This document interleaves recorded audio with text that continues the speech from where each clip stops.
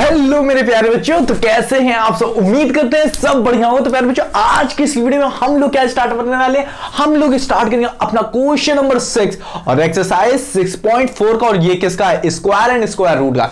इतना तो आपको पता ही होगा। तो प्यारे बच्चों, आज की इस वीडियो में हम लोग इस क्वेश्चन को देखने वाले। और ये क्वेश्चन बहुत ही सरल है, बट यहां हम लोग कुछ एक चीज सीखेंगे। सीख तो चुके हैं, बट मजा आएगा करने में। चलिए स्टार्ट करते, देखते हैं इसका मतलब क्या है इस क्वेश्चन का।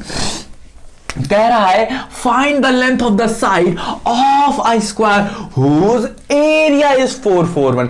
मतलब आपको एक स्क्वायर दिया है। आहा, क्या है ये? कोई स्क्वायर है। आहा, चलो मान लेते हैं ये है भाई सम साइड, ये है साइड, ये है साइड, ये है। अब इतना तो पता होगा, स्क्वायर के पास कितनी साइड होती है भाई साहब? 4 साइड होती है।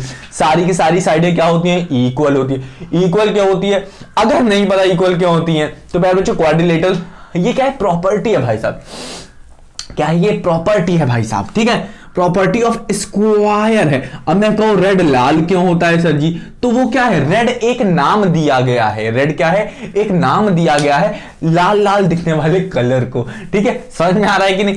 तो मतलब वो प्रॉपर्टी डिफाइन कर रहा है। ठीक है, समझ में आ रहा है कि नहीं? नहीं सर, ये क्या बताते रहते हो आप? फालतू की चीजें तो बताते हो। ठीक है, चलो ठीक है। अब यहां पे देखो, ये क्या है? ये ए है। सर जी आपने ए ही क्यों लिया? अरे एक जहां आप बी सी डी कुछ भी ले सकते हो।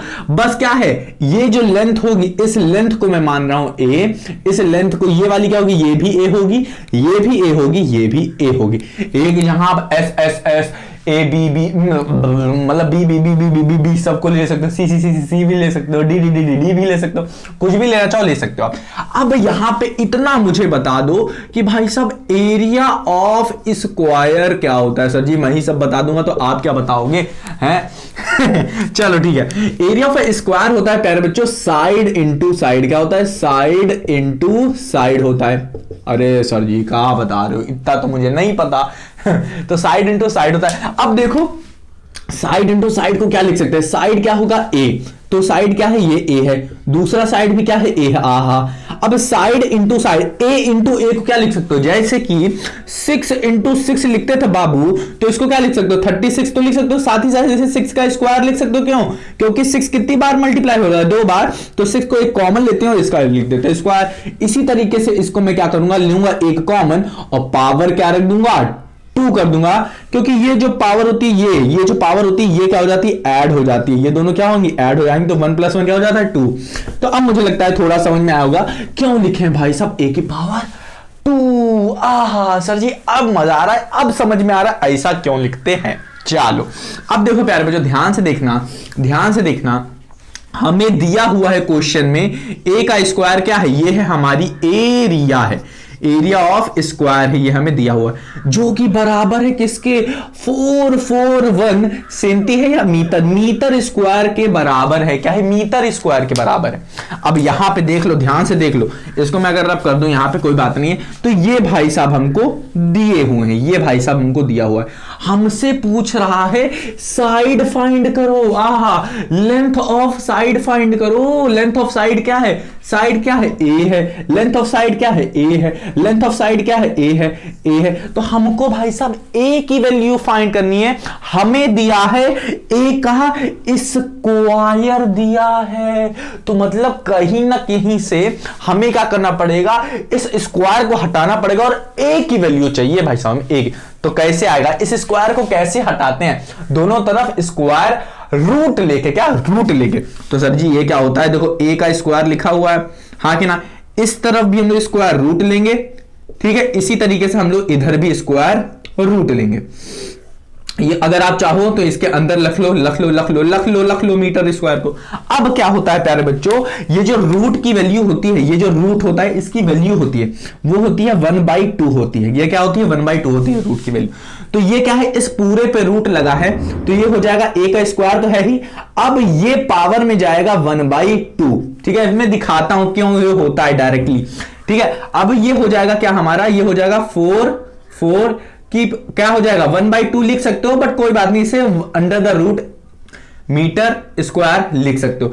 अब ये वाला जो पोर्शन है बाबू, इसको कैसे लिख सकते हो? ए की पावर 2 थी, अब ये क्या होगा? इससे मल्टीप्लाई होगा 1/2। तो ये जो नीचे वाला 2 है, ये ऊपर वाले 2 से कट जाएगा, बचेगा क्या?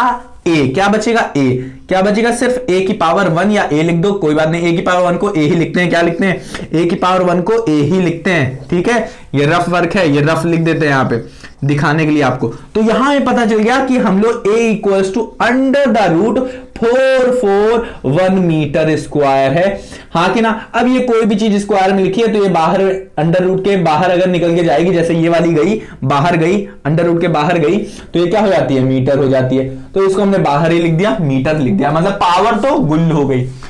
अब भाई साहब यहां पे मैं मेथड बता रहा हूं, यहां पे डायरेक्ट करने के लिए होता तो मैं सीधा स्क्वायर रूट ले लेता, इसका आंसर आ जाता, ठीक है। अब देखो एग्जैक्ट आपको मिल क्या रहा है, यहां पे ए की वैल्यू आपको मिल रही है जो कि है अंडर द रूट, रूट क्या है 441 मीटर, एम क्या है ये बाहर है रूट के, ठीक है, एम क्या है बाहर है, क्योंकि अंदर लिखते तो मीटर स्क्वायर लिखते, बाहर है ये मीटर, ठीक है। समझ में आ रहा है कि नहीं, हाँ सर जी आभार। तो मतलब अगर मैं ये क्या है 441 का अगर मैं स्क्वायर रूट ले लूं ना तो हमारा आंसर आ जाएगा। और वो कैसे आएगा प्यारे बच्चों, इसका क्या कर लो आप, ये जो 441 है ना, स्क्वायर रूट निकालते कैसे हैं, लॉन्ग डिवीजन मेथड यहां पे लगा के, लॉन्ग डिवीजन मेथड लगा के। तो भाई साहब लॉन्ग डिवीजन लगा देते हैं, लॉन्ग डिवीजन लगा देते हैं। लॉन्ग डिवीजन में क्या इतनी बार किए हैं लॉन्ग डिवीजन कैसे करेंगे, कुछ नहीं है सर जी, पहले तो बार लेते हैं दो पेयर के ऊपर, एक बार ये हो गया, एक बार ये हो गया, आहा। अब ये अगर जिसको ना समझ में आ रहा है कि लॉन्ग डिवीजन मेथड कैसे यूज कर रहे हैं, ये बार कैसे लगा रहे हैं, तो भाई साहब आपको लॉन्ग डिवीजन मेथड की वीडियो देखनी पड़ेगी जहां मैंने इसे समझाया है। तो इसमें करते क्या है, कुछ नहीं, बस आपके पास जो नंबर दिया रहता है, अगर ये नंबर क्या है इस तरीके से लिखा हुआ है तो आपको दो का पेयर लेना पड़ता है, और स्टार्टिंग फ्रॉम लेफ्ट यहां से स्टार्ट करोगे आप, ठीक है, लास्ट डिजिट से 1 से डिजिट से।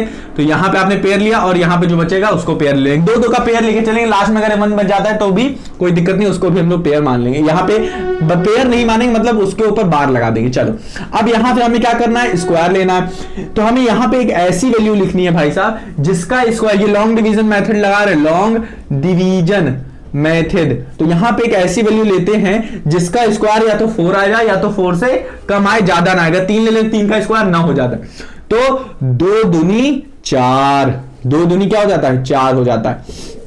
अब इसको काटो, क्या आएगा 0 आ जाएगा। अभी तो इसको नीचे क्या करोगे, लिखोगे, ये आ जाएगा 4 1 आ जाएगा। अब इसका डबल लेते हैं हम लोग, यहां पे लिखते हैं, वो क्या होता है 4, और याद रखना इसके नीचे वाला यहां पे एक गैप दे देते हैं। अब बताओ यहां पे ऐसी कौन सी वैल्यू ले, या तो 41 आ जाए, या तो अब देखो यहां पे एक चीज समझना कि यहां पे जो वैल्यू लोगे, जैसे कि अगर मैं 1 ले लूं तो इस पूरे को हम लोग 1 से ही मल्टीप्लाई करेंगे, अगर 2 ले लेंगे तो 2 से ही मल्टीप्लाई करेंगे इसको 42 को, और फिर उस वैल्यू को यहां पे लिखेंगे।